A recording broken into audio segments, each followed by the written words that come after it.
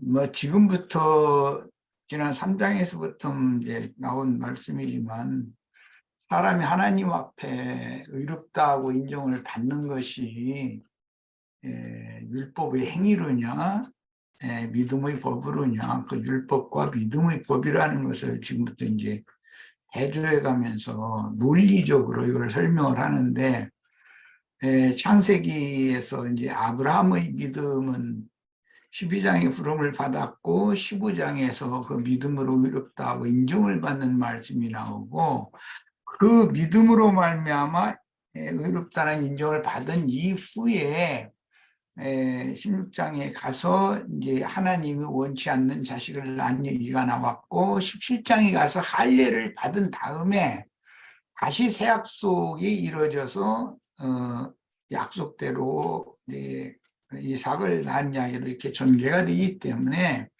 그런 창세기 아브라함의 믿음을 바탕으로 지금 이제 설명을 해가는 거예요. 그러니까 우리는 창세기를 다 했기 때문에 순서를 다 알 수 있을 거예요.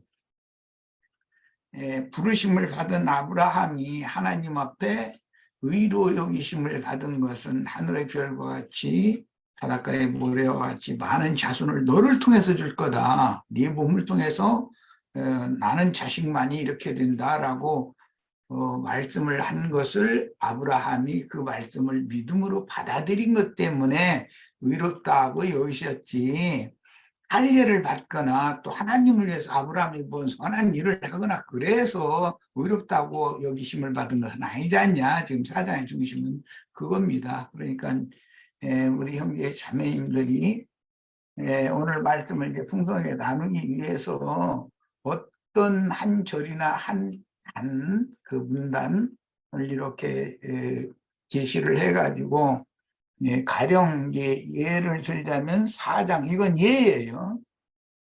15절을 예를 들어보겠습니다.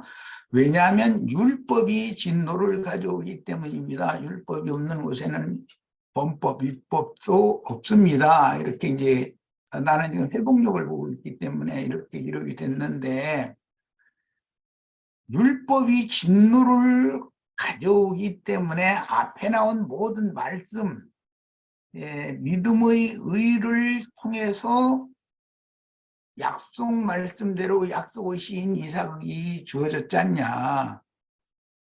그것은 오히려 율법이라는 것은 진노를 가져오는 것이고 약속을 이루는 것은 믿음으로 말미암은 거다라는 지금 설명을 한 거예요. 이제 그 중심되는 얘기를 하다 보니까 이렇게 됐는데, 이와 같이 이제 질문을 만약에 한다면 성경을 그냥 어떤 구절이나 어떤 문단을 읽고 이거에 대해서 어떻게 이해를 하시는지, 또는 나의 견해는 이런데 다른 지체들의 견해는 어떤지, 이렇게 성경 자체를 가지고 질문도 하고 답변을 하고 그렇게 해야 유익할 거다. 그걸 내가 지금 계속 얘기한 거예요. 예. 우선 이제 유대인들에게는 그 아브라함 하면 혈통적 조상, 그러니까 그렇게 이제 가장 그 하나님과 언약을 맺은 그런 어떤 조상으로서 이제 가장 섬김이 되는 그런 대상이죠, 아브라함이. 그런데 이제 로마서 4장에서는 우리가 흔히 이제 믿음으로 어렵다 하는 것을 이신칭의라고 뭐 이렇게 이야기하잖아요. 그러면 이신칭의의 대표자로 오히려 아브라함을 딱 제시하고 있는 거예요, 유대인들에게 지금. 그러면 이제 그들은 이제 선민 사상에 잡혀 있어서 그는 선민으로서 조상 아브라함을 이렇게 섬기고 있었던 것인데, 이제 바울 사도는 역으로 오히려 믿음으로 어렵다 하는 가장 대표자로 아브라함을 이렇게 딱 제시하고 있는 것이 이제 4장입니다. 그래서 이제 우리가 4장을 이해할 때는 우선 왜 유대인들이 이렇게 아브라함 또 율법, 할례 이런 거에 대해서 이렇게 집착을 하는가 하면, 그들은 이제 구약 시대를 이렇게 지배했던 그 유대인들의 어떤 사상은 모세 율법과 또 할례, 할례자와 무할례자, 또 자신들은 어떤 그 하나님을 모시는 어떤 전이 있다라는 거, 이런 것들이 이제 가장 다른 이방 민족과 차별되는 것이라고 생각을 하고 있어요. 그런데 이제 사도들이 전하는 이 복음은 이 모든 것을 딱 부인하는 거예요. 모세 율법도 부인하고 할례도 부인하고 성전도 부인하고 심지어 자기 조상, 그들이 알고 있는 조상 아브라함까지도 부인되는 것이 오히려 이제 그 유대인들이 바라보는 어떤 가치죠. 그런데 이제 그걸 이제 역설적으로 이제 사도는 아브라함이 너희들이 그렇게 조상으로 이렇게 섬김이 되는, 예, 그런 어떤 조상으로 섬기는 그들이, 예, 아브라함이 어렵다 하면 무엇 때문에 얻었냐 하는 거는 그 창세기 15장에 보면 믿음으로 어렵다라고 딱 규정을 하고 있어요. 창세기 15장에.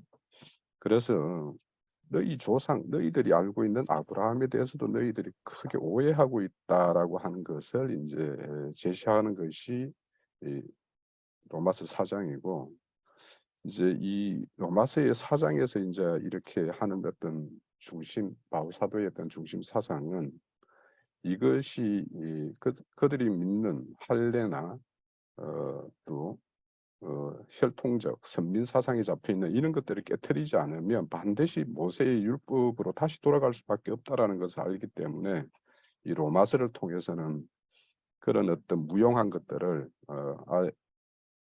파쇄하기 위해서 아주 강력하게 이렇게 주장하는 것이 이제 로마서라고 생각이 되어서요.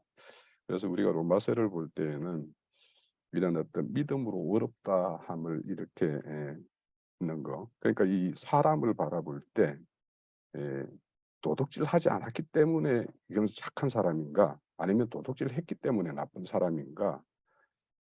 그렇지 않다라고 하는 것이 이 로마서의 어떤 강론이거든요. 그러니까 사람은 어차피 어 인간적인 측면에서 착한 사람이든 착하다고 평가받는 사람이든 아니면 나쁜 사람이라고 평가받는 사람이든 모두가 하나님 앞에서는 다 죄인이다. 그래서 이 죄인임을 드러내기 위해서 주어진 것이 율법이기 때문에 아까 이제 장로 형제님께서 15장에 말한 것도 결국에는 이제 율법이 진노를 이렇게 불러일으킨다라는 것은 율법이 주어진 이유는 모든 사람들을 율법 아래 가두기 위해서 이렇게 주어졌다라는 걸 우리가 3장에서 봤잖아요.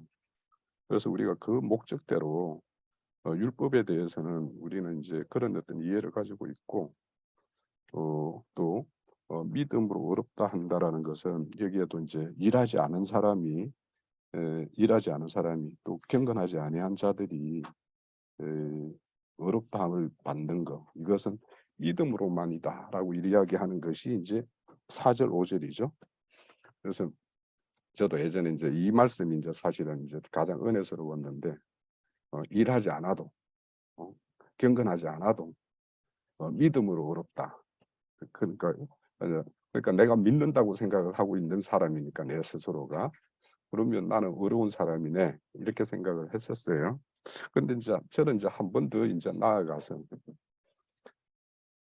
우리가 이제 믿는다라면 진정 믿는다라면 그러면 그 사람의 어떤 삶의 어떤 태도나 자세나 추구하는 가치나 이런 것이 어떤 변화가 없이 그런 변화 없이 믿는다고 한다라는 거는 이게 진짜 믿는 건가? 그거에 대해서 이제 저는 늘 우리가 믿음이 하나님에 대한 어떤 거룩하심, 성결하심, 그분을 믿는다라면 우리가 그런 방면으로 나아가지 않으면서 믿는다라고 하는 것은 있을 수 없다. 저는 이제 그렇게 생각을 하는 거예요. 그래서 늘 우리가 우리 스스로를 믿음의 검증이라는 거는 내가 믿는다고 해서 하나님이 믿는 걸로 인정해 줄 것이냐 아니면 정말 그 어떤 믿음이 나한테 들어와서 믿음이 나를 어딘가로 끌고 가고 있는가, 그러니까 성결의 거룩의 모습으로 그렇게 끌고 가고 있는가, 이런 거에 대해서는 이제 우리가 늘 우리가 마음속에 스스로 이렇게 자신을 점검하고 그래야지 우리가 회개할 것도 또 우리가 스스로 자신을 바라보면서 반성할 것도, 그래서 하나님 가까운 쪽으로 이렇게 나아가는 그런 방면으로 우리가 나아갈 수 있는 것이 아닌가. 그래서 늘 이제 제가 이야기하는 거는 늘 그런 측면이에요. 항상. 그러니까 단순히 막 뭘 행해야 된다, 어떻게 해야 된다 이게 그러니까 내가 말하는 행위는 내 안에 믿음이 왔다라면, 내 안에 믿음이 있다라면 그것이 나를 어디로 끌고 갈 것인가. 그런 거에 대해서는 이제 우리가 스스로 한번 생각해 볼 여지가 있는 것이 아닌가. 그게 이제 제가 늘 내 스스로의 어떤 고민도 있었고 남들에게도 좀 우리 스스로 이렇게 챙겨보자 하는 어떤 그런 근면입니다. 믿음이 아브라함이 믿음이 있었는지 없었는지에 대해서도 사실은 의문을 가질 수밖에 없어요. 왜냐하면은 아브라함이 그 상속자 후손이 아브라함의 그 대를 이을 자가 없으니까 다메스 사람 그 종 엘리에셀을 갖다가 상속자로 세우려고 했었는데 하나님께서 다시금 또 언약을 주시고 그리고 그 언약으로 말미암아 아브라함이 설득을 당하고 설득당하니까 하나님이 그를 의로 여겼다는 거예요. 그 설득해서 그걸 믿으니까. 자, 이런 부분이 있습니다. 그런데 이제 이 로마서 4장에서는 4장을 갖다가 보면서 뭐 상속자라는 말도 나왔고 하니까 여러 가지 의미들이 다 있을 것 같습니다. 여기 그 4절에 보면 일하지 아니할지라도 4절에 일하는 자에게는 그 삭시 은혜로 여겨지지 아니하고 보수로 여겨지거니와 일을 아니할지라도 경건하지 아니하는 자를 의롭다 하시는 일을 믿는 자에게는 그의 믿음을 의로 여기시나니 그랬는데 여기 이제 그렇게 하고 이제 쭉 내려가서 아브라함에 대해서 말씀을 하셨잖아요. 근데 그러면 여기서 일했다 안 했다 하는 것이 이게 뭘 가지고 얘기하는 것인가? 뭐 농사일을 목축일을 했다 안 했다 그 얘기는 아니잖아요. 그러면 이 일이 아브라함은 그 갈대아 우르에서 부르심을 받고 나서 이 나그네로서 그 걸어온 여정이 지금 이것을 아브라함이 일한 것이 아닌가 저는 이제 이런 관점으로 이렇게 보는 거예요. 그러면 여기서 일하지 않았다 그러면 율법 행위를 얘기하는 걸 거고 율법 행위로 그러니까 아브라함이 그 갈대아 우르에서 나올 때는 시내산에서 받은 율법이 없었으니까 그리고 할례도 먼저 그 믿음이 있고 나서 할례를 받았으니까 아브라함은 율법에 근거한 무언가를 이렇게 하지 않았다 저는 이렇게 보이는데 그러면 아브라함이 그러면 진짜 뭐 아무것도 하지 않은 것인가 한번 요걸 생각해 볼 필요가 있지 않나 싶어요. 근데 아브라함이 그 나중에 그 이삭을 드리라고 하나님께서 시험을 하실 때는 거기에 대한 연단과 그 하나님께서 계속 계시하는 것이 있었으니까 이삭을 드리라고 할 때 이게 무엇을 얘기하시는 건지 알고서 그 이삭을 드리려고 했을 거라는 그 믿음이 있었기 때문에 그렇다는 거죠. 아까 뭐 엘리에셀을 얘기할 때 그렇죠. 엘리에셀을 상속자라고 얘기할 때는 하나님이 어떠하심을 아직 알지 못할 때고 그래서 그가 저기 종을 갖다가 후사로 삼겠다고 얘기하는데 나중에 하나님께서 이삭을 주시고 이삭을 드리라고 시험하실 때는 아브라함이 그게 이게 하나님이 무엇을 얘기하시는 건지 이미 알고 있었다고 저는 이렇게 성경이 이해가 되는 거예요. 그래서 그게 믿음이고 그런데 그 믿음이 율법을 근거로 해서 아브라함이 행한 것이 아니다. 지금 이렇게 말씀하는 것이 아닌가. 저는 좀 이렇게 보고 여기까지 하겠습니다. 저는 하나 질문을 한번 드려볼게요. 그러면 우리가 믿음으로 어렵다는 어떤 이신칭이라는 게 그게 우리가 말하는 구원과 그러니까 구속과 우리가 혼의 구원을 이루는 것과 이렇게 나눌 때 이 지금 로마서 4장에서 이렇게 일하지 않고 경건하지 않은 자를 이렇게 어렵다 하는 것은 이것이 구속에 관련되는 것인가 아니면 구원과 관련되는 것인가 이거에 대해서 우리가 좀 나누어서 좀 생각해 볼 여지가 있는 것이 아닌가 싶어요. 왜 그러냐면 노아가 하나님의 어떤 경고를 받고 심판의 경고를 받고 방주를 지었어요. 그러니까 노아는 하나님의 경고에 대한 그거는 그에 대한 어떤 믿음으로 취했죠. 그 말씀을. 그리고는 방주를 지으라는 말씀을 받았어요. 그러니까 믿음으로 그 말씀을 취하고 방주를 짓지 않았다라면은 이게 방주를 짓는 것은 이게 뭐로 평가를 해야 될 것인가? 우리가 이게 방주를 짓는 것, 우리가 교회를 짓는 것과 교회를 이루는 것과 같은 문제인데 결국에는 그 하나님의 경고 말씀을 취하고 방주를 짓는 것이 이게 혼의 구원 같단 말이에요. 그러니까 그런 가정이 그렇다면 이 어렵다함을 받는 것과 실질적으로 믿음에 따라서 이렇게 살아가는 과정에서 의인으로 하나님이 형상과 모양으로 지어지는 문제는 전혀 저는 다른 차원이 아닌가. 그래서 이게 이신칭의에서 우리가 믿음으로 어렵다라는 크기에서 딱 머물러 있는 것이 우리 신앙의 어떤 정점인가? 아니면 하나님의 어떤 믿음의 발자취를 이렇게 쭉 따라가다 보면 그것이 하나님의 형상과 모양으로 지어지는 미 있을 텐데 그래서 그것이 결국에는 그의 어떤 우리가 믿음으로 행하는 교회를 이루는 또 우리 이제 장로 형제님 같은 경우는 이제 사역으로 이렇게 나타나는 것이고 그런 것이 이제 결국에는 어떤 결과물이 신앙의 어떤 믿음의 결과물이 없으면서 그걸 나 믿음이라고 이야기할 수 있는 건가?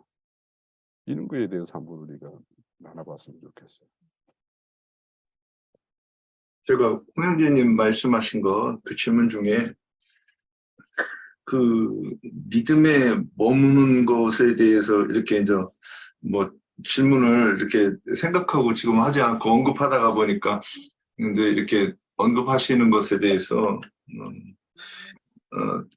예, 저는 그 믿음이 성경에서 믿음이라고 하는 게 그게 우리가 도달해야 되는 그러니까 예, 우리가 도달해야 되는 곳이잖아요. 그 이루어져야 되는 것. 그래서 내가 믿음이 주 예수를 믿어라 그리하면 너와 내 집이 구원을 얻으리라 그랬는데 믿으면 이게 구원을 얻는 것이에요. 그러면 그 믿음에 이르면 이 믿음에 이르는 것이 우리의 목적이라고 저는 이렇게 보여요. 그러면 이 믿음을 어떻게 이해하느냐? 이거 저는 막 이거를 좀 조금 언뜻 본 것 같아가지고 제가 이걸 수도 없이 얘기하는데 빛이 그 증인을 통해서 비칠 때 내가 그걸 영접하는 것이고 또 성령으로 그것이 깨달아져서 내가 영접되는 그 상태가 그러니까 그 여기서 아까 이제 방주를 지었다고도 지금 이렇게 하다가 어떻게 답변할까 내가 어떻게 답변할까 이러다가 방주를 짓는다는 것이 그 식양을 본 것이 없으면 방주를 못 지을 거란 말이야. 하나님께서 지으라는 대로 지었단 말이에요. 그게 방주를 짓는 것이 하나님의 형상이고 예수 그리스도의 이름이고 그것을 이렇게 그 노아가 증거하는 것처럼 나타낸 것이 아닐까. 제가 이제 창세기 저기를 안 들어봐가지고 잘 모르겠는데 홍 형제님의 질문을 이렇게 연결해서 이렇게 답변을 하다가 보니까 이렇게 됐어요. 그래서 믿는다고 하는 것이 결국은 예수 그리스도 계시록에서는 그 이마에 하나님의 인을 맞는 것과 같은 거죠. 그러니까 여기 예수 그리스도의 것 이렇게 한다는 건데 그거는 뭐 그냥 한글로 그렇게 쓰는 것이 아니라 예수 그리스도의 어떠하심에 대해서 내가 아는 이 진리가 내 이마에 있다. 이제 이렇게 설명되지 않을까 싶은 것이 그렇게 여기까지 하겠습니다. 믿음이라는 오늘 이제 내가 개인적으로 이렇게 교제를 나누는 어떤 젊은 청년 형제한테 전화가 와가지고 믿음에 관한 이제 질문을 이것저것을 해서 이런 저런 얘기를 나눴는데 오늘도 또 로마서를 나누면서도 이런 말씀들이 이제 주제가 되네. 네, 믿음이라는 용어는 근본적으로 이제 명사형이 있고 그다음에는 동사형이 있고 형용사형이 있어요. 그런데 믿음이라는 것을 명사형으로 사용하면 예수님을 말하는 거예요. 믿음은 예수님을 말하는 거예요. 그럼 이제 믿으라라든지 내가 예수를 아브라함이 예수를 믿으니 이를 의로 여겼다. 이거 믿으니 이런 것은 동사형이잖아요. 근데 거기서 그때 믿는다는 건 영접했다는 뜻이거든요. 예수님을 믿음이신 주님을 자신에게 영접했다는 뜻이에요. 그리고 믿음을 성취하라, 믿음을 이루어라 이런 것은 이제 미래형이고 지금 현재 든 상태는 아니지만 아까 지금 우리 윤영계가 말한 것처럼 믿음의 결국에 이르는 것에 대해서 또 말하는 거예요. 결론적으로는. 그래서 믿음이라는 단어가 사용된 문장에 따라서 말하고자 하는 의도를 성경의 흐름에 따라서 잘 파악하는 것이 필요하다라는 거 우선 말씀드리고, 일단 이제 우리들이 지금 오늘도 나오자 하는 것은 복음을 믿으니 이를 의로 여기셨다. 그러니까 아브라함이 하나님의 말씀을 영접 받아들인 거예요. 그런데 하나님의 말씀을 받아들였다는 건 믿음이신 그리스도를 영접했다는 뜻이죠. 말씀 육신 되신 분이 그리스도니까.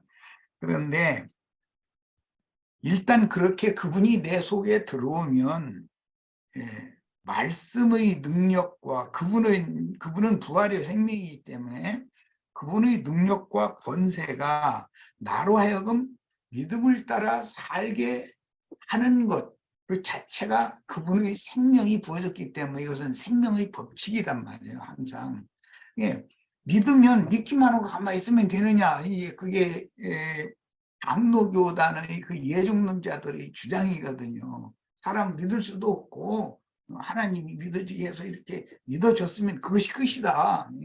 믿어줬으면 되면 믿으면 된 것이지 믿음 외에 뭐가 필요하냐. 그런데 그렇지 않아요.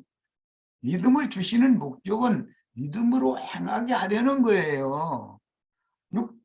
육체대로 행하던 사람으로 하여금 생명을 바꾸게 만들기 위해서 믿음을 주시는 것이고, 생명이신 주님이 나에게 영접되어지면 그분이 내 안에 살아서 그분의 능력과 권세를 나를 통해서 행하기 때문에 결국은 믿음을 따라서 살게 되는 거거든요. 그러니까 이것은 생명의 법칙에 따라서 자연스러운 거예요. 사람이 오늘 그 젊은 형제가 나한테 질문한 것이 자기가 나는 믿는데 왜 이렇게 직장에서도 나보다 진급이 좀 빨리 되는 사람이 있으면 그게 그렇게 마음이 그냥 편치가 않은 거죠. 고통받는 거죠. 같은 그 직장 내에서 예를 들자면 이제 그런 본인 이제 누구 얘기인지는 모르지만 이제 그런 경우라든지 또 자기가 목표한 어떤 것에 대해서 이루지 못했을 때의 좌절감이라든지 이런 것들이 내가 분명히 복음을 믿는 사람이고 믿은 사람인데 나라는 사람의 삶과는 너무 괴리가 있다는 거죠. 율배반전 같고 그것 때문에 오늘 질문이 온 거예요. 너무 고통스럽다. 그래서 내가 이제 그런 얘기를 했어요. 하나님이 사람을 세상에 보내실 때 혈과 육이라는 것 속에 이미 욕이라고 하는 거 가장 중요한 건 지금 이제 형제가 지금 말한 것은 성취욕인데 성취욕이 없으면 사람이 뭐가 되겠냐. 세상에서 사람이 되지 못할 거 아니냐. 아무 노력도 안 할 거고. 응? 형제가 지금 생각하고 있는 그런 믿기만 하면 다 되고 믿음으로 모든 것이 다 되고 자꾸 여기에만 머무른다면 그러면 난 믿었으니까 이제 그 장로교단식으로 아무것도 할 필요가 없는 거예요. 하나님이 다 알아서 예정대로 다 해줄 건데 뭐 아무것도 안 해도 되는 거예요. 그런데 믿음은 그 믿음을 갖고 있는데 자기가 직장 내에서도 갈등이 온다 이거예요. 자기와 동기생인데 누구는 내년에 뭐 인사이동 때 아마 그게 미리 발표가 되는 건지 그게 어떻게 인사비밀을 그렇게 미리 알아? 내가 그런 얘기까지 한 적이 있는데 나는 회사 생활 이런 걸 오래 안 해봐서 모르고 그런데 그런데 이제 그 뜬소문을 듣고 고통받는 것 같아. 그래서 형님 사람이 그런 뭔가 성취욕이 없으면 회사 생활도 어떤 공무원인데 그 공무원 생활도 그 사람들의 그 체제에 적응하기가 어렵고 배타적으로 찬물에 뭐 기름 두는 식으로 이런 식으로 신앙생활하면은 진국을 못하고 도태되는 건 너무 당연한 거야. 이게 그 믿음이라는 말을 적용을 지금 잘못하고 있어. 믿음이신 주님은 나에게 생명을 주셔서 역동적으로 활동하게 할 때만 믿음인 거야. 그게 믿은 거야. 내가 이제 이랬어. 그랬더니 아니 그냥 믿기만 하면 되는 게 아니고 믿으면 주님이 내 속에서 역동적으로 활동을 해야 됩니까? 뭐. 아니 그렇지 않으려면 뭐라고 믿어. 그냥 안 믿는 사람이 달라. 그래서 회사 생활도 해차려서 하지 말고 높은 사람들만 보는 눈치 보지 말고 아랫 사람들이 보기에도 본받을 만하다. 정말 저분은 대단한 분이다. 이렇게 열심히 해. 그러면 형제라고 진급이 안 된다라고 할 수 있겠어? 사람이 사는 건 다 똑같은데 그것도 믿음인 거야. 믿음으로 행하는 거야. 회사 생활도 믿음으로 행하는 거야. 가정 생활도. 이제 그래서 내가 그런 거예요. 인생사가 육체대로 살던 사람을 믿음을 따라서 살게 하려고 믿음을 넣어주시는 것이지 그 믿음이 내 속에 들어오면 역동적으로 활동하게 되는 거다. 그것이 생명력이다. 육체의 생명으로 태어나면 육체대로 살기 마련이야 그거는. 그러나 그리스도의 생명이 믿음을 통해서 나에게 들어왔어. 그분이 내 안에서 나와 함께 사시면 그분은 그분의 생명력이 생명이라는 건 역동적이고 활동하지 않냐. 응? 애는 멍멍 짖지 말라고 해도 짖게 마련이고 닫고 꼭 끼워 꼿꼿해 하고 울지 말라고 해도 그건 생명일이 그러니까 그러고 한 거다. 그래서 모든 생명에는 법칙이 있는 거기 때문에 일상생활에서 괴리가 있는 것 같고 부대끼고 이렇게 하는 것은 형제가 믿음의 적용을 지금 기독교계에서 잘못 가르침 받다 보니까 그냥 믿음으로 모든 것이 다 되고 여기에 지금 너무 집착하는 것 같다. 나는 이제 이렇게 설명을 해줬어요. 그랬더니 그러면은 감리교단 교리가 장로교단 교리보다 더 맞겠네요. 또 이제 이렇게 나가는 거예요. 감리교단 장로교단 얘기가 아니고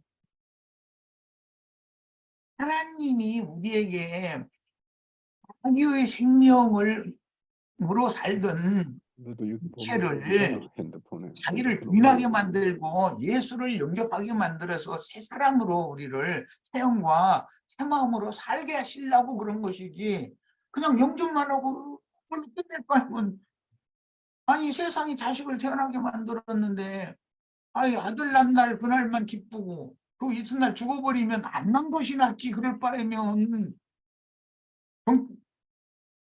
태어나가지고 기뻐했는데 그 이튿날 죽어버렸어. 그러면 얼마나 허망하냐 이게. 이거 뭐냐 지금. 그것이 잘 자라서 나중에 사회에 세계에 모든 면에서 훌륭한 사람으로 성공적인 사람이 돼야 난 보람이 있는 거 아니냐. 하나님이 우리에게 예수를 보내서 믿게 하신 것은 목적이 있을 거 아니냐. 그러니까 이제 이렇게 얘기를 하고 이것은 감리교단의 교리냐 장로교단의 교리냐 그쪽으로 생각하지 말고 내가 자꾸 그 형제한테도 여러 번 얘기해서 생명의 법칙을 생각해봐라. 육체에 속한 사람은 육신이 본능대로 살게 마련인 것이고 믿음으로 말미암은 사람은 믿음으로 살게 마련이다. 이것은 결국은 어떤 생명의 법칙에 따른 문제다. 이것을 잘 이해하기 바란다. 이제 이러고 오늘 말씀을 마쳤는데 우리 형제들한테도 이런 말이 도움이 됐으면 좋겠고,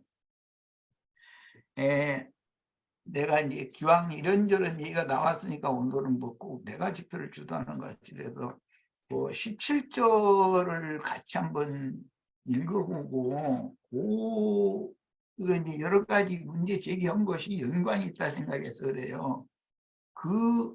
로마서 4장의 17절을 한번 같이 읽어봅시다. 이것은 내가 지금 보는 성경은 개정성경이 아니고 개역성경인데 내 성경을 읽어보겠습니다. 우리 모든 사람의 조상이라 이제 기록된 바 내가 너를 많은 민족의 조상으로 세웠다 하신 것과 같으니 그가 믿은 바 그가 아는 아브라함이 믿은 바 하나님은 이것은 믿음이 아니고 믿은 거예요.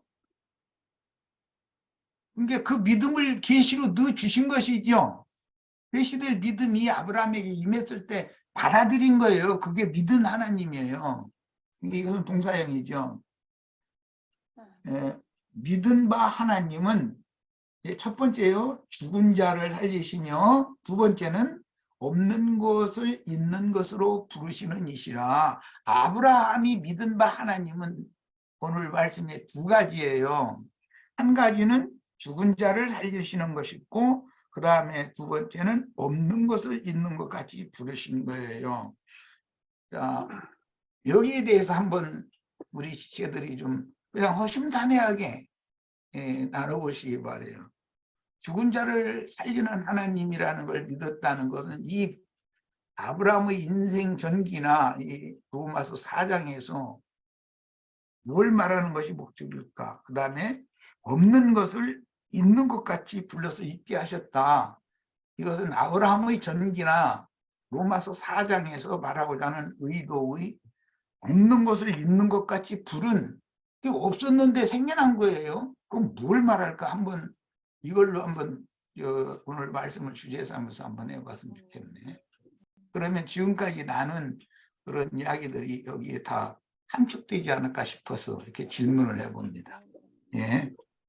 예, 제가 먼저 질문에 생각을 갖다 얘기하겠습니다. 사실은 그 4장을 보면서 먼저 장로 형제님께서 굉장히 중요하신 말씀을 갖다 하셨는데, 이것은 우리 형제 자매님들이 요번에 확증을 갖다 확실히 받으셨으면 좋겠다라는 생각으로 믿음을 주심은 믿음으로 행하게 하시기 위해서 믿음을 주셨다라고 하신 말씀을 갖다가 명확하게 일단 새겨 듣도록 하고요. 그러니까 결국 믿기만 하면 된다. 이것은 틀리다. 믿음을 주신 이유는 믿음으로 행하게 하시기 위해서 믿음을 주셨다라는 명확한 장로 형제님의 답변을 갖다 먼저 상기하고, 두 번째로 이제 17절인데 17절의 이 말씀이 사실은 로마서 4장의 핵심으로 저는 바라봤습니다. 이유가 뭐냐면은 저는 이제 이 로마서 4장은 아브라함뿐만 아니라 아담을 갖다 생각하게 했는데, 아담을 갖다 먼저는 하나님께서 아담을 갖다 에덴 동산으로 이끌었다가 추방을 하세요.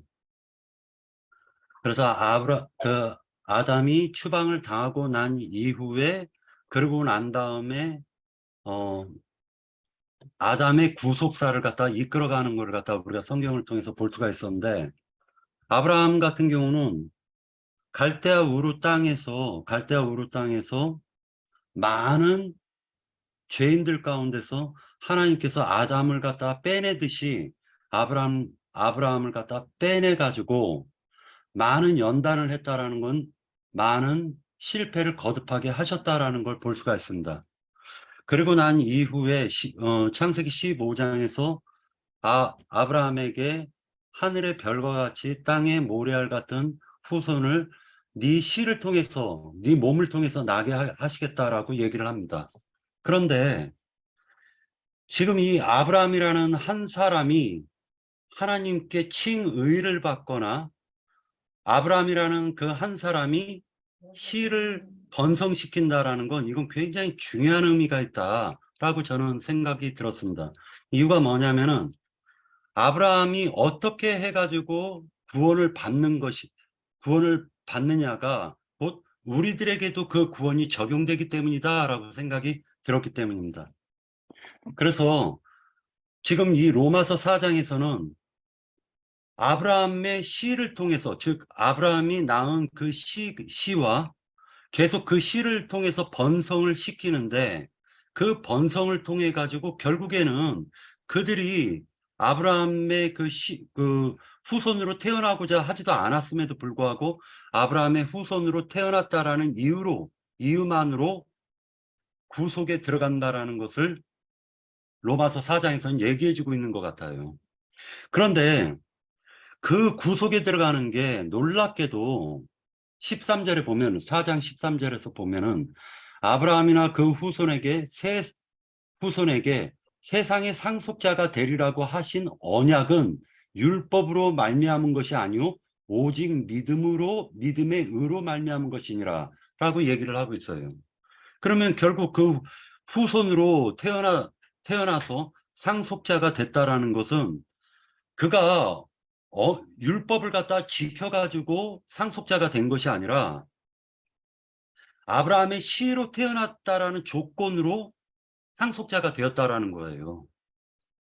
그러면 14절에 보면 만일 율법에 속한 자들이 상속자이면 믿음은 헛것이 되고 약속은 파기되었느니라 라고 14절에서 또 얘기를 해주고 있어요. 그러니까 만약에 예를 들어 가지고 율법을 통해 가지고 상속자가 되었다면 아브라함의 씨를 통해 가지고 상속자를 주시겠다라고 하는 하나님의 언약이 파기되는 것이 아니냐, 이렇게 얘기하고 있는 거예요.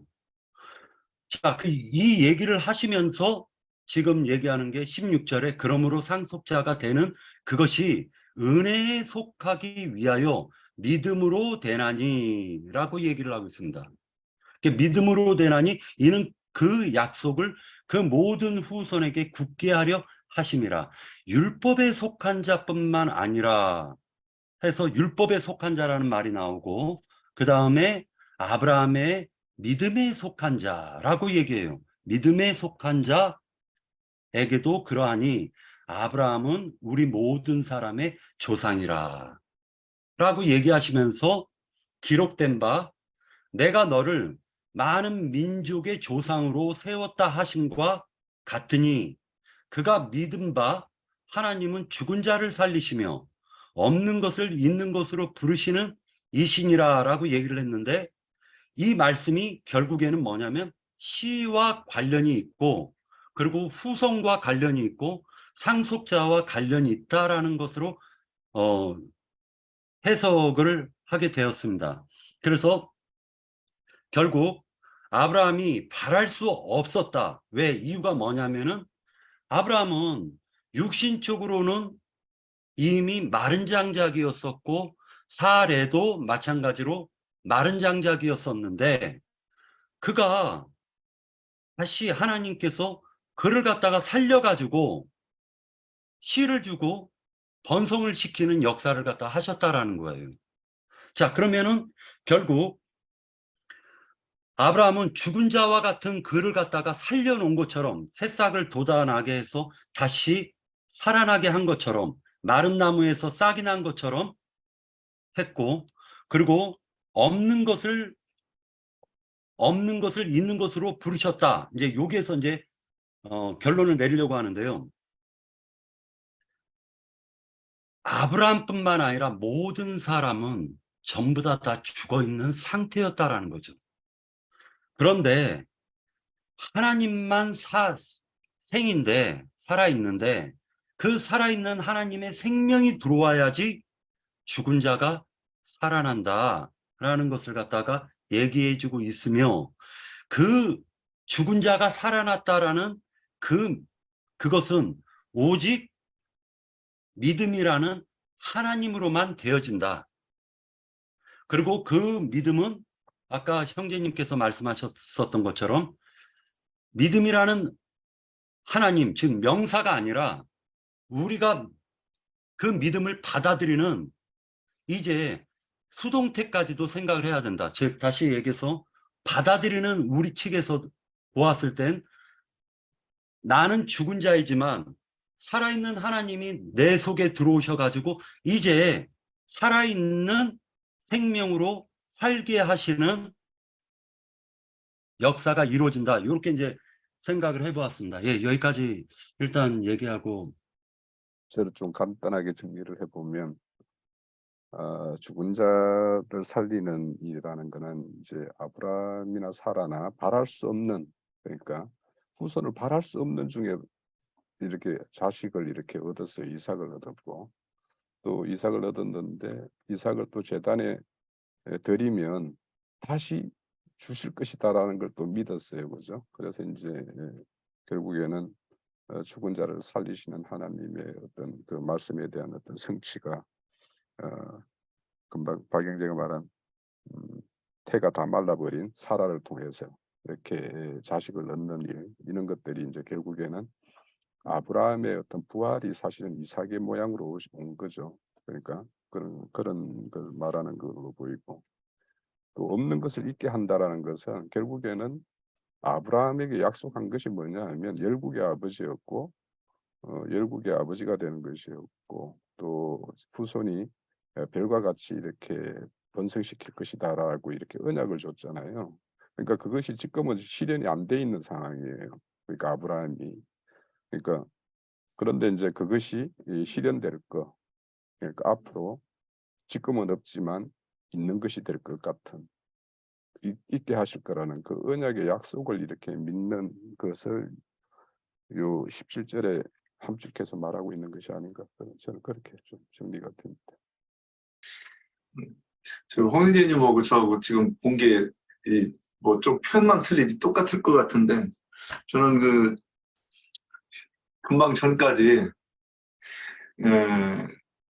그 없는 것을 있는 것 같이 부르시는 것에 대해서 저도 언제 한번 이거 여쭤봐야지 하고 질문해봐야지 계속 그랬던 건데, 제가 계속 이게 적어놓고 해야 되는데 안 해가지고 잊어버렸던 건데, 오늘 이게 나와가지고 참 당황스러웠습니다. 그래서 앞뒤 자세히 보니까 이게 그 얘기구나, 오늘서 좀 보이는 것 같긴 한데, 자, 홍영래님하고 이제 일단 내용이 비슷합니다. 그런데 그 위에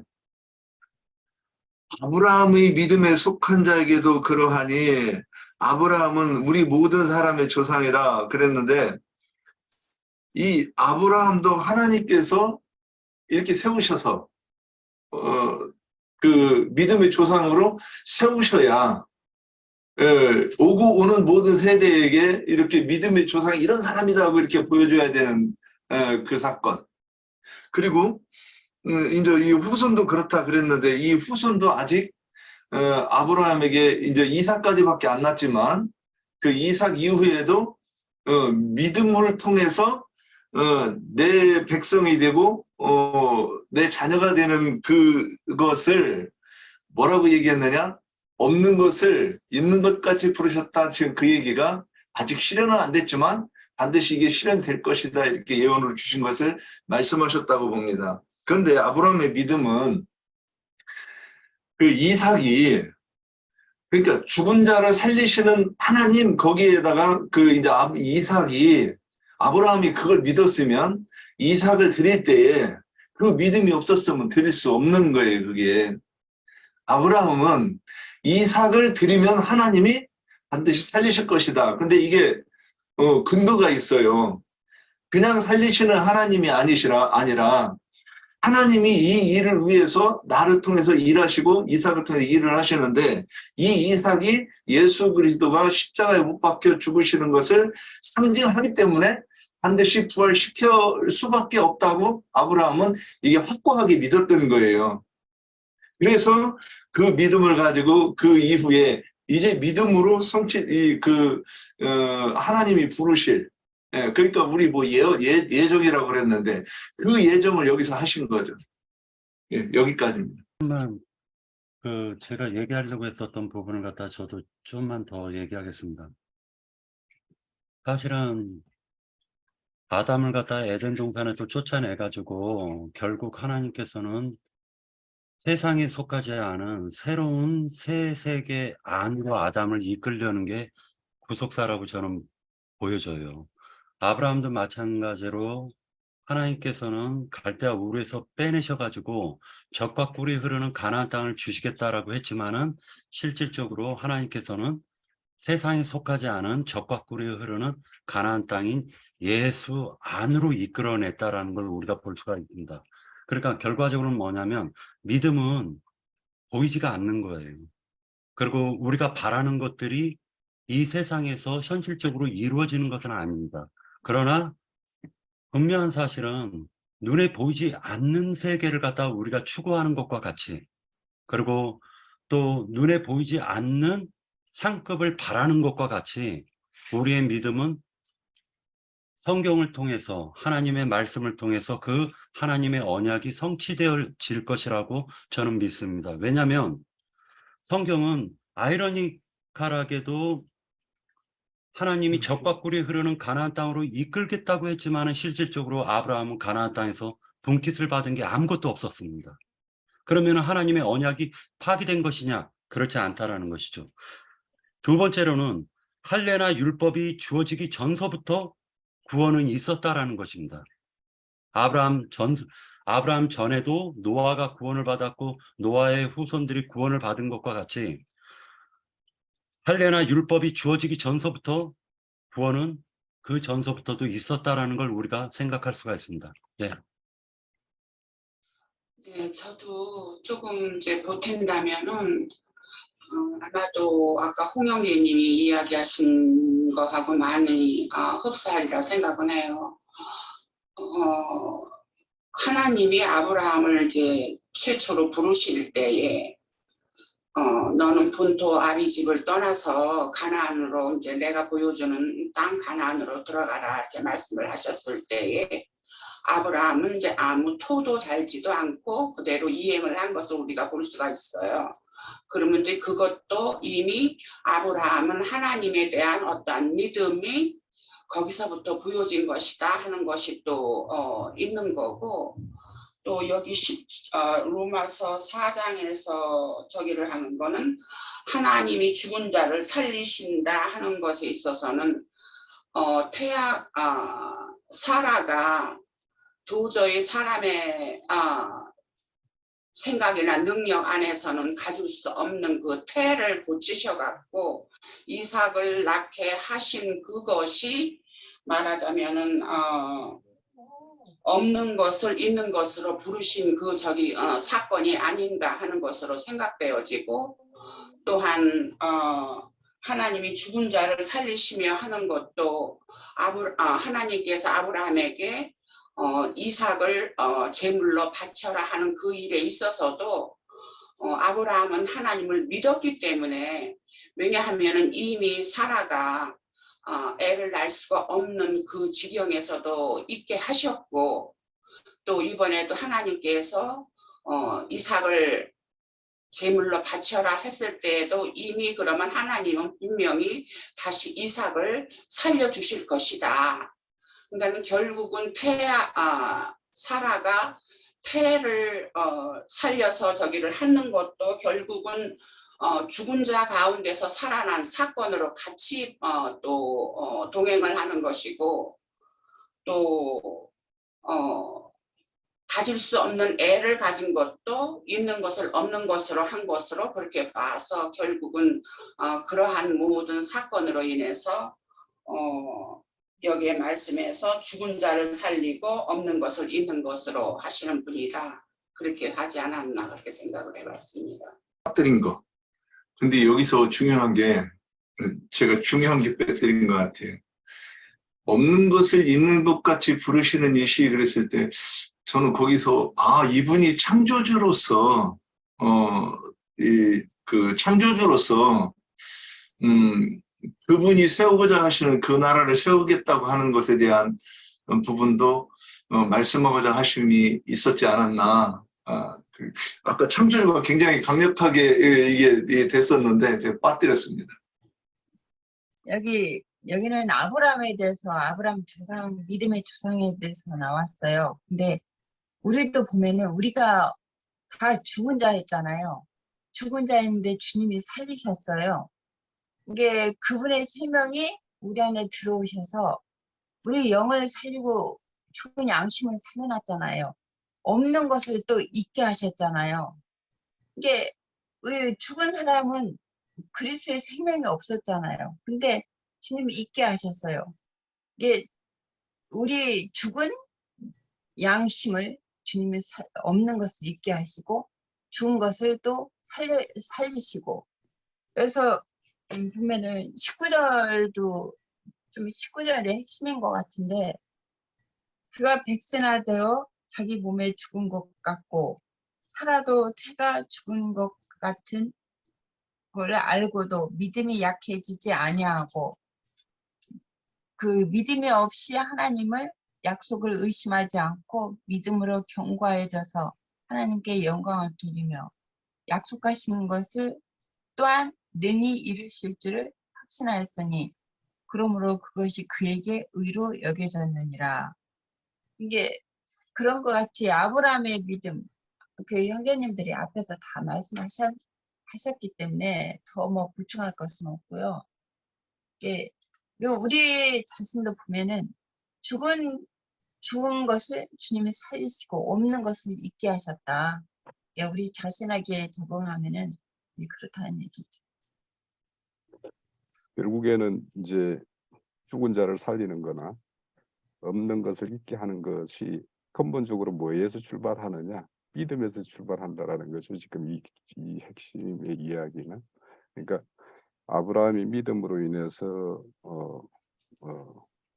이삭을 얻게 됐고 또 열국의 아버지가 되고 그런 거고, 아까 이제 결국에는 이제 이게 이제 개인적으로 보면은요, 믿음의 결국은 우리 그 베드로전서 1장 9절에 보면 믿음의 결국은 혼의 구원이다 이렇게 되어 있어요. 그래서 이제 제가 이제 늘 말하는 게 혼의 구원이라는 거는 그 분명히 실체가 있는 거잖아요. 그냥 우리가 그 구호성이 아니잖아요, 이거는. 그러니까 실질적으로. 그래서 아까 형제님도 그 생명률에 따라서 이제 되어지는 것이다. 그러면 그게 되어지는 것이 이제 그게 내면적으로만 이루어지느냐? 그게 당연히 이제 속이 바뀌면 그것도 바뀌는 거죠, 당연히.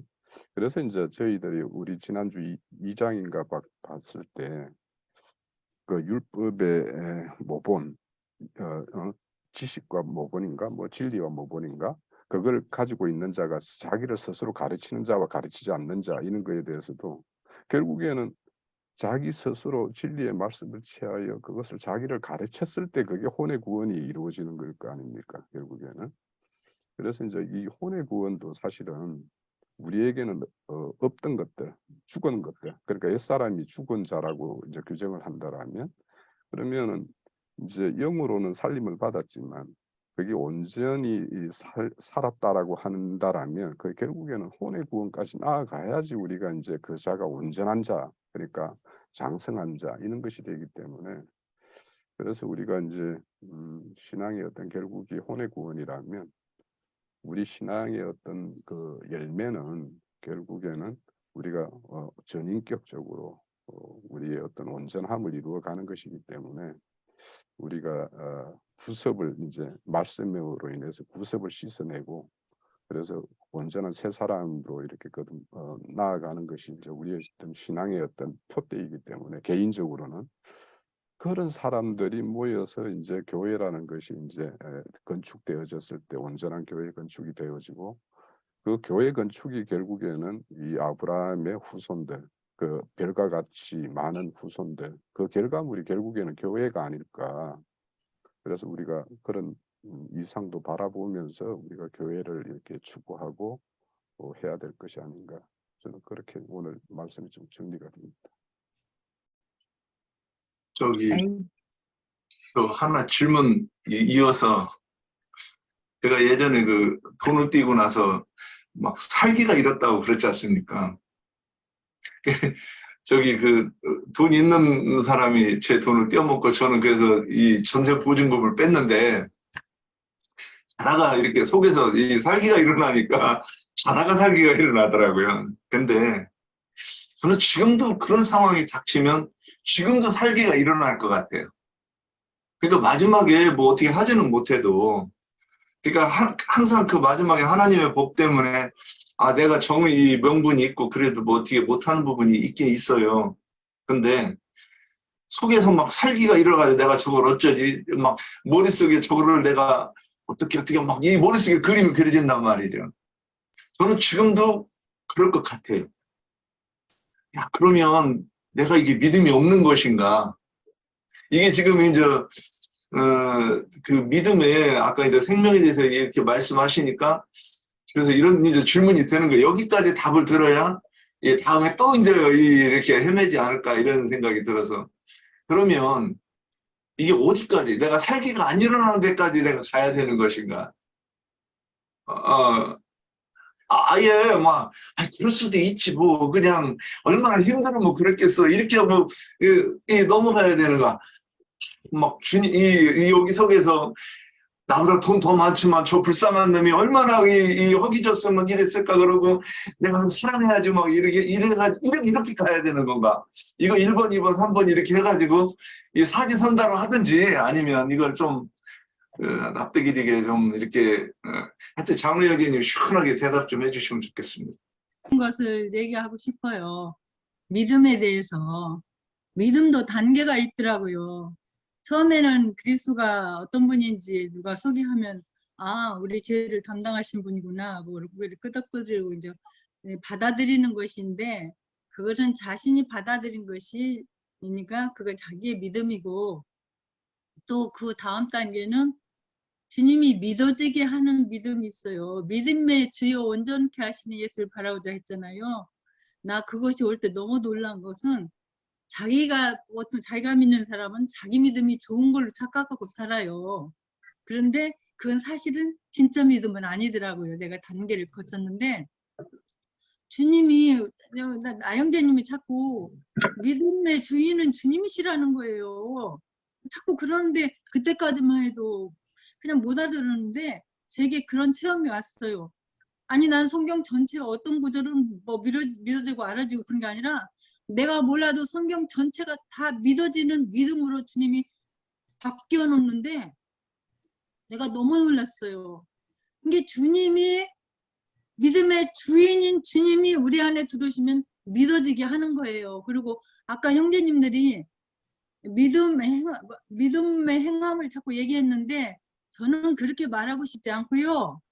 믿음은 주님을 믿는 믿음으로 사는 것이 있어요. 우리가 육신의 생명을 호흡을 하고 이 세상에 살아가면 성품은 다 각각 다르지만 육신의 생명으로 여전히 살아가는 것처럼 영적으로도 그냥 믿음으로 사는 삶이 사는 그 자체가 그게 행이에요. 어떤 행위가 특별하게 사람들 눈에 보이는 그런 행함이 아니고 그냥 육신의 생명으로 사람들 다 이게 각자 성품대로 사는 것처럼 믿음이 있어 믿음 안에서 그냥 삶이 그것이 믿음으로 행하는 것이에요. 삶 자체가. 근데 믿음으로 행하는 건 또 다른 걸로 사람이 보여질 때 어떻게 나타나는 걸로 사람 생각하는데 사실 그거 아니거든요. 그래서 이런 체험들이 분명하고 확실해야 될 거예요.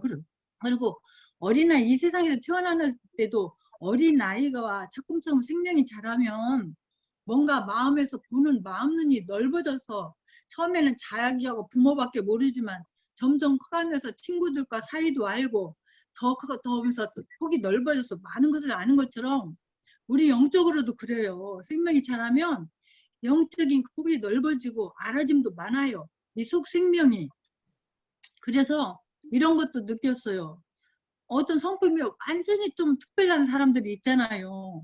아, 왜 저러지 저러지 이렇게 하다가 내가 깨달은 게 있는데 저 사람은 저런 성품을 갖고 자기가 살고 싶은 건 아니었지만 자기도 아닌 성품을 그냥 사니까 자기가 싫을 수도 있어요. 하나님이 사람을 이런 똑같은 사람을 어떻게 주님을 만드시겠어? 각자 다르지. 지문도 각자 다른 것처럼. 그런데 저 사람 내가 못마땅하다 해서 그 사람을 이렇게 저렇게 이렇게 판단하고 볼 때 하나님 저 사람을 왜 저렇게 지어놨어요? 저 사람은 왜 저래요? 하고 그 사람을 창조하신 주님을 자꾸 원망하는 것이 되고 그래서 이것도 합당치 않다. 그러니까 이제 신앙생활 하면서 주님의 깊이, 넓이, 그 높이, 길이 그런 걸 아는 것처럼 주님이 저한테도 그걸 구하라고 말씀하신 적이 있어요. 주님의 깊이, 넓이, 높이 그래서 그걸 뭔가 그게 했더니 그 하루아침에 알아지는 게 아니고 연단 과정을 거치면서 이런 주님의 그 속 부분에 대한 우리와 연합해서 사는 그것도 이 세상에 생명이 자라면서 청년 이상, 아비 이상 이렇게 어린아이 때부터 이렇게 자라는 어떤 과정이 있듯이 속 생명도 그래요. 하루아침에 장성한 자가 되는 것도 아니고 연단 과정을 거쳐서 배우는 것이 있어요. 속 생명 안에서 알아지는 게. 그런 게 거기 이제 혼의 구원을 영의 구속을 받았고 이제 거듭났다 하면 태어난 거나 마찬가지죠. 모든 걸 다 보는 건 아니고 이제 깊이 넓이 이런 모든 주님의 세계 안에 그 폭을 주님 안에 있는 것들 진리에 대해서 알려면 이런 것을 저런 걸 거쳐 봐서 배우고 알아지는 것이 다듬어지고 변화하는 과정이니까 그런 것들이 점차적으로 이루어지는 거니까요. 아까 또 윤상훈 형제님은 엉뚱한 그걸 누가 어떻게 답변할 수 있다라고 그걸 그렇게 질문하냐. 근데 우리가 영적으로 구원받고 영적 생명이 자라고 이렇게 했다고 해도 나한테 막 계속 저기 누가 쏟아보고 그러면 가만히 산 사람이라고 가만히 거듭난 사람이라고 하나님의 생을 받다고 가만히 있지는 않아요. 주님도 주님을 대적할 때 이 뱀들아 이 독사의 새끼들하고 했잖아요. 그러니까 윤영재님이 질문한 건 누구나 대답하기가 참 곤란한 건 질문이네요. 예, 전략하기 위해서 좀 간략하게 좀 해보겠습니다. 사실은 이제 여기에 대해서 결론을 내려면 성경 자체를 이렇게 읽으면 좋은데 아까 우리 김혜자 자매가 이게 성경을 읽었으니까 그 읽은 범위 내에서만 생각을 해보려고 그래요. 죽은 자를 살린다라는 것은 아브람 자신이 죽은 자였었다고 돼 있어요. 사라도 죽은 자였었어요. 그런데 그 죽은 자 부부를 통해서 약속의 아들이 없었어요. 후사는 없었고 종만 있었어요. 그런데 약속은 네 몸에서 날 자라야 너희 후사가 된다는 거예요. 그러면 후사인 이삭이 태어나야 된단 말이에요. 없는 것을 있는 것 같이 불러서 있게 하셨다. 누구? 이삭을 후사를. 죽은 부부를 통해서 약속의 아들 후사를 있게 하신 거예요. 근데 두 가지, 하나는 죽은 자를 살리고 아브라함과 사라 자신이고, 없는 것을 있는 것 같이 불러서 있게 하신 것은 없었던 이삭이 후사가 생겨난 거예요. 그러니까 그게 부활이요 생명이신 그리스도를 지금 하나님이 약속으로 주신 거다 이거예요. 그런데 아브라함은 그것을 받아들인 거예요. 이제 그게 믿음이에요. 그 다음에 이 동일한 것이 이제 왕국 시대에 내가 아브라함 이야기와 다윗 이야기를 반복해서 하는데 다윗도 마찬가지예요. 그가 그런 공동에 처하고 완전히 인생 이제 그걸로 끝난 것 같은 그런 상황인데도 주님께서 주신 약속을 붙들고 있었어요. 믿음으로. 네 몸에서 날 씨를 통해서 내 위가 끊어지지 않게 계속 이어지게 해준다고 약속하셨거든요. 그러니까 이게 아브라함의 믿음이 다윗을 통해서 왕으로서 실현이 된 것이거든요. 자, 이런 것이 이제 아까 이제 윤영재가 그가 가진 것이 있는 사람이 오히려 없는 나의 것을 예, 갈취한 형식이 되어버렸을 때 이제 속이 끓어요. 아까 이제 낮에 전화했더니 그 젊은 형제 같이 동기인데 말이요. 누구는 승진하고 나는 그 탈락되면 나는 뭐지 이게 그게 굉장히 부담이 되는 것 같아요. 그 같은 회사 생활 내가 만약에 그런 그 직장이란 조직이 같이 있다면 나도 그럴 것 같아. 정황은 이제 이것과 이것이지만 윤형제의 그것과 지금 나한테 전화했던 그 형제의 고민 그건 같은 거예요. 자, 그러면 이제 아까 내가 믿으신 주님이 내 안에 들어오시면 그분은 부활이요 생명이고 살아있는 분이기 때문에 생명을 공급하시는 것이거든요. 죽은 아브라함을 살린 것은 하나님의 신의 생명을 공급했기 때문에 죽은 자가 살아난 거잖아요. 그 하나님의 생명으로 말미암아서 약속의 아들이 없었는데 후사라는 것은 그 다메섹 엘리에셀을 그냥 그 종이에요. 후사로 삼으려고 이렇게 마음을 먹었었던 거잖아요. 그런데 그건 아니다. 엘리에셀이 아니고 네 몸에서 날 자라야 돼 후사가 되고 그 씨를 통해서 여럿을 말한 게 아니라 그 내 몸에서 날 한 씨를 통해서 하늘의 별과 같이 많은 자손이 퍼져나가게 해준다. 이게 약속이거든요. 자, 그러니까 그런 하나님의 약속이 믿어진다는 것은 사람의 힘으로 믿을 수 있는 것이 아니에요. 그리스도의 계시로 말미암는 거예요. 아멘. 예. 자, 이렇게 이제 믿으면 세상 사람으로 사는 삶이 있고 믿음으로 사는 삶이 있어요. 이제 이것을 이제 세상 사람은 세상대로 행한다. 뭐 세상을 따라 행한다. 육체대로 행한다. 그러고 믿는 사람은 믿음으로 행한다. 그러는데 이것은 믿은 날 이후의 삶이다. 이제 이런 말이에요. 아멘. 아브라함이 믿은 날 이후에 믿음을 따라 산 거예요. 남은 인생은. 다윗이 믿음을 따라서 남은 인생을 살아요. 그런데 믿음으로 행한다는 뜻은 제일 첫째는 하나님 나라의 하나님이 생각하시는 생명 안에서 왕노릇 하는 사람으로 산다는 뜻이에요. 왕권을 행사한다 이런 말이에요. 그 말은 왕이라는 건 말로 다스려요. 말 한마디 하면은 사람들이 설득당하고 굴복하게 한다 이런 말이에요. 그 생명의 수가 높으니까.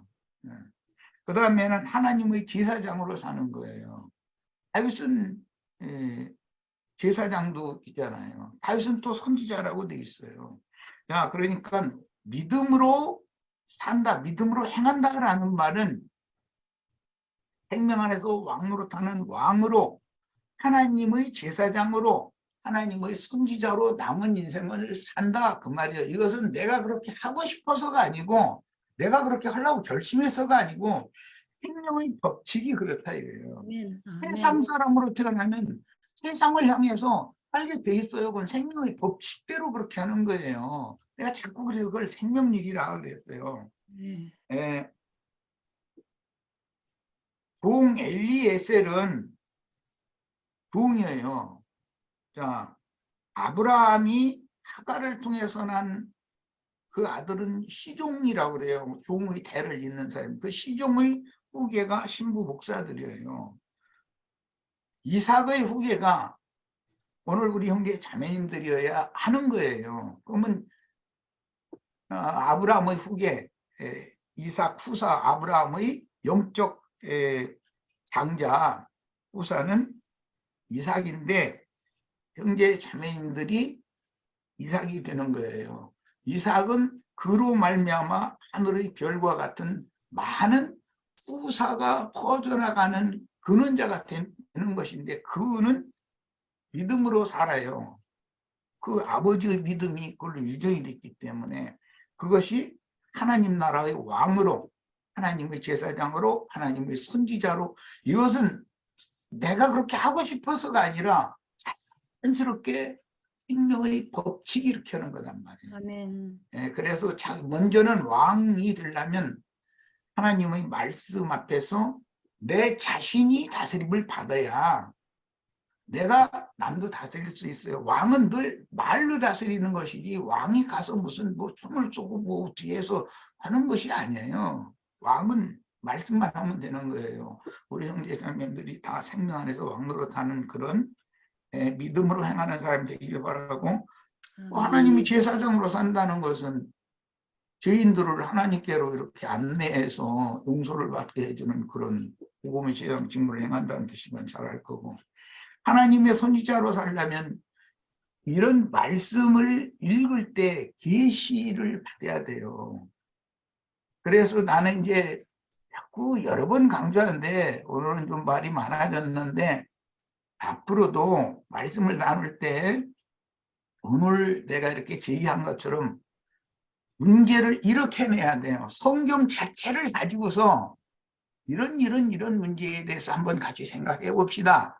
이렇게 해놓고 나서 하면은 많은 말들이 할 말들이 많을 거예요. 결국은 최종적으로 좋은 결론을 얻을 수 있어요.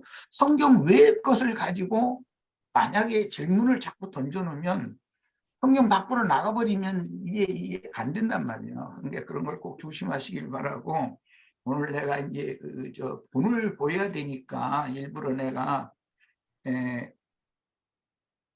죽은 자를 살렸다는 건 뭐고, 없는 것을 있는 걸로 불러서 있게 하셨다는 건 뭐냐. 죽은 자는 아담 부부고, 없었다가 생겨나서 있는 거는 이삭이에요. 후사예요. 뭐 결론은 그렇습니다. 이렇게 성경 내에서 성경을 가지고 진리 토론을 하는 이런 방식으로 해야 우리 형제 자매님들이 다 잘 가지고 유익할 거다. 이걸 이제 마지막으로 말씀드립니다. 마칩니다.